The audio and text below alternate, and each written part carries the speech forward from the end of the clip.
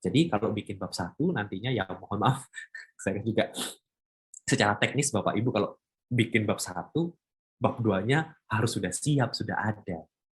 Gitu ya. Karena itu harus sudah menaungi, karena bab 1 problem itu kan lahir dari berbagai artikel yang sudah kita baca.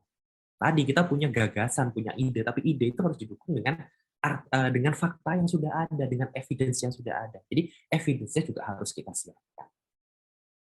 Ya, ini contohnya ya. Saya membuat yang sederhana, cuping untuk kesehatan. Saya mau mengangkat apa sih?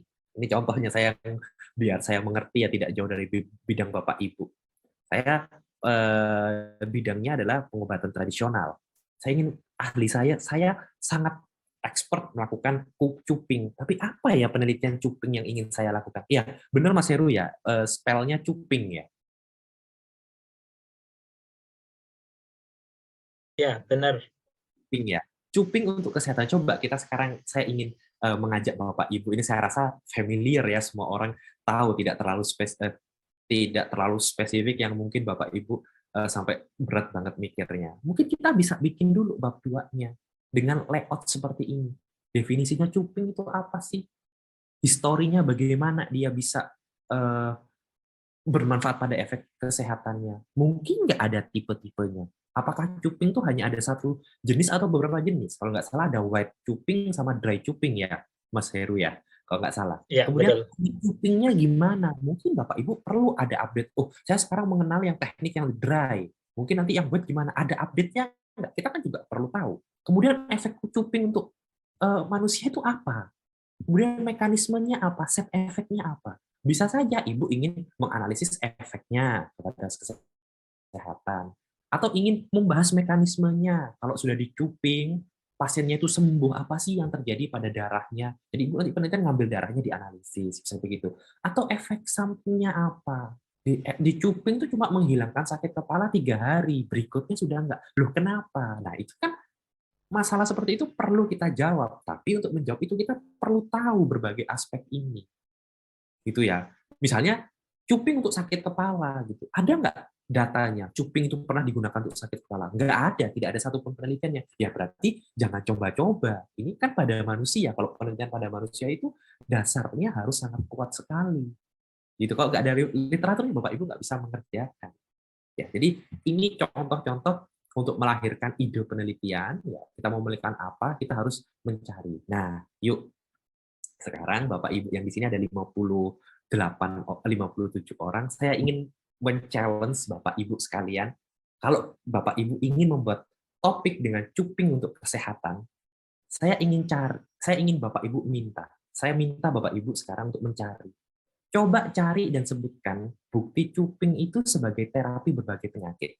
Jadi cuping itu bisa digunakan untuk menterapi kondisi apa saja sih? Ya, coba Bapak sekarang kita cocokkan ya apa yang saya temukan dan Bapak Ibu temukan. Yang pertama itu pasti berkaitan dengan pain, ya kan? Reduce pain. Dia pada kasus chronic back pain, neck pain, migraine dan juga fibromyalgia. Jadi Bapak Ibu harus kalau mau membahas tentang kuping, semuanya harus didapatkan informasi. Yang tipe 2 adalah pain yang related virus. Tadi sudah disebutkan. Ada herpes, post-herpetic neuralgia, ini biasanya disebabkan oleh virus ya, reaktivasi dari virus atau secondary infection. Ada herpes zoster dari jenis kardiovaskular dan juga respiratory problem, itu ada asma, hypertension, COPD, chronic obstructive pulmonary disease, dan juga ada stroke. Dari skin related disease, itu ada chronic urtikaria, plaque psoriasis, psoriasis vulgaris, neurodermatitis, dan hematoma. Kalau dari inflammatory joint disorder, itu ada knee osteoarthritis, ini juga autoimmune disease, kemudian ada ankylosis spondylitis, ya tadi sudah disebutkan, kemudian ada GI disease ya, gastrointestinal tract disease, ada diare, ya, dan other disease ini misalnya obesity, facial paralysis, dan myofascial pain. Nah, pastinya Bapak Ibu kalau mau meneliti tentang cuping dan efek kesehatan, ya Kalau di target outcome yang pada salah indikator di dalam salah satu penyakit, pastinya tidak boleh lepas dari ini. Kenapa? Karena ini adalah data evidence yang kita punya. Kumpulkan sesuai dengan artikel yang sesuai, ya kan? Acuannya harus dari naskah yang berbentuk scoping, systematic review, ataupun meta-analisis. Ini memberikan evidence yang baik, apalagi kalau kita mau penelitiannya kepada manusia. Jadi tidak bisa menggunakan data yang dari hewan coba. Saya mau mengatakan, jadi kalau saya mau melakukan penelitian, apakah kuping itu bisa mengurangi rasa sakit pada sariawan? Kira-kira bisa nggak?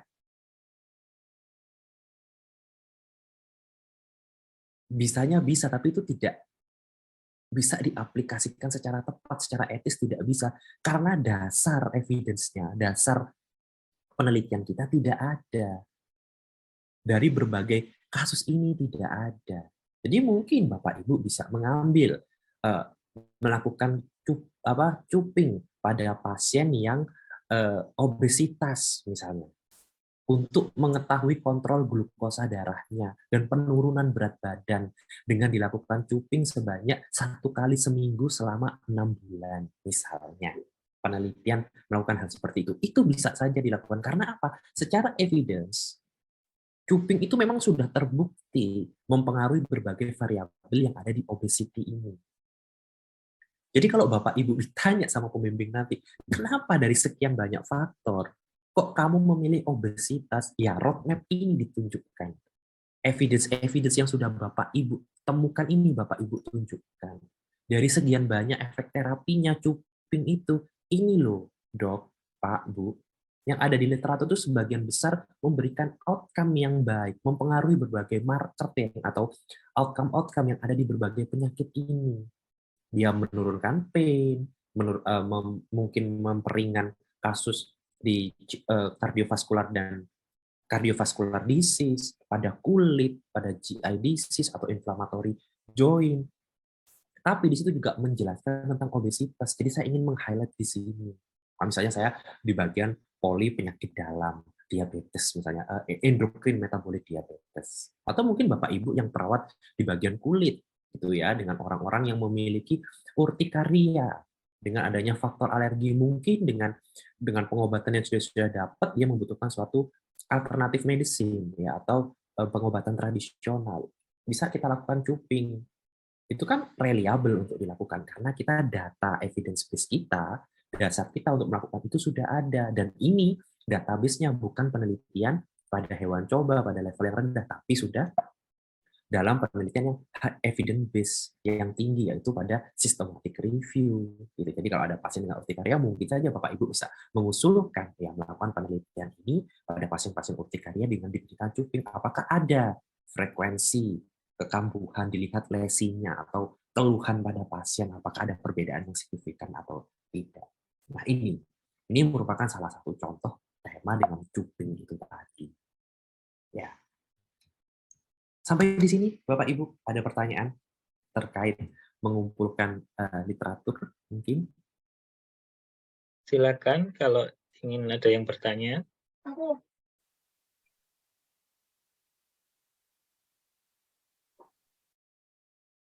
Ya, jadi memang kita dalam menyusun latar belakang masalah itu memang membutuhkan banyak informasi ya, banyak sekali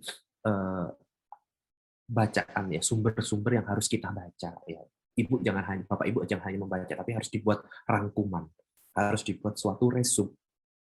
Nah, resume itu nanti pasti ada gunanya, jadi bab 2 Bapak Ibu sekalian. Ya. Baik, mungkin sambil menunggu ada pertanyaan. Dok, Nah, mau nanya. oh ya silakan Bu Elia. Gini Dok, misalnya kan kita sudah banyak nih mendapatkan menimba kesimpulan mengenai cuping untuk berbagai penyakit. Terus apakah untuk tema yang maksudnya yang akan kita teliti nanti, apakah di luar penyakit ini atau sama? Karena kemarin tuh saya pernah mengikuti sempro dari penguji mengatakan kan sudah ada nih penelitiannya, kenapa diteliti lagi gitu. Kan tinggal diterapkan dengan menampilkan hasil penelitian yang sudah ada. Jadi bagaimana sih untuk ide penelitiannya, Dok? Terima kasih. Oh iya. Nah, itu kan bisa kita menjawab dengan untuk bisa menjawab itu, Bu Elia kan harus sudah bisa memahami ya, harus sudah menguasai skup itu, gitu ya. Harus bisa menguasai skup skup tentang kuping untuk pengobatan itu apa saja. Ibu bisa, saya tetap melakukan. Jadi misalnya cuping pada di obesitas. Itu memang sudah ditelitikan, sudah dilakukan, tapi saya ingin mengubah, ingin menambahkan. Kalau penelitian yang sebelumnya itu seminggu sekali selama 6 bulan tidak berpengaruh terhadap kontrol, misalnya tidak mempengaruhi terhadap penurunan berat badan agar mencapai berat badan yang stabil. Dilihat dari indikator bulan hanya berat badan. Penelitian yang saya gunakan ini menggunakan marker yang lebih spesifik. Apa? Obesitas itu sangat berkaitan dengan diabetes. Jadi yang saya amati tidak hanya kestabilan penurunan berat badan, tapi juga dilihat kestabilan dari nilai glukosa darah. Penelitian yang sebelumnya itu seminggu sekali, itu hasilnya tidak signifikan penurunannya. Maka saya sekarang memodifikasi, saya tambah seminggu jadi 3 kali berdasarkan penelitian yang ini. Tapi indikator yang lain saya tambahkan seperti ini. Jadi tetap ada nilai kebaruan yang akan memberikan outcome yang jauh lebih baik dan lebih spesifik dibandingkan sebelumnya, Bu Elia. Berarti bisa metodenya berarti ya. Yes, iya. Jadi harapannya Ibu apa? Itu harus bisa dikemukakan. Jadi kalau yang kemarin sudah dicuping seminggu sekali selama 6 minggu, hasilnya sudah signifikan baik, ya Ibu jangan mengulangi. Meskipun ada, tapi kita harus bisa memberikan evaluasi pada yang sebelumnya. Kita harus bisa melihat kekurangannya di mana nih, apa yang tidak signifikan. Itu kan berarti riset, kita harus baca di bagian resultnya. Apa nih yang bisa saya modifikasi? Gitu. Atau mungkin Ibu melihat, menurut Ibu, setelah Ibu membaca semuanya, di cuping itu di Amerika sebulan sekali, seminggu sekali selama 6 bulan, berat badannya signifikan loh. Tapi kok penelitian di Indonesia ini, misalnya kakak kelas saya, kok nggak signifikan ya? Apa? Ibu mungkin bisa menambahkan pengaturan dietnya, intake makanannya harus dikontrol secara ketat. Oh, di Amerika dikontrol ketat, yang kakak kelas saya tidak. Itu kan bisa menjadikan celah. Ternyata kombinasi kuping dan pola diet makanan itu sangat berpengaruh terhadap penurunan berat badan pada penderita obesitas yang dilakukan cuping seminggu sekali. Nah, begitu kan bisa judulnya nanti begitu, latar belakangnya bisa diangkat seperti itu problemnya.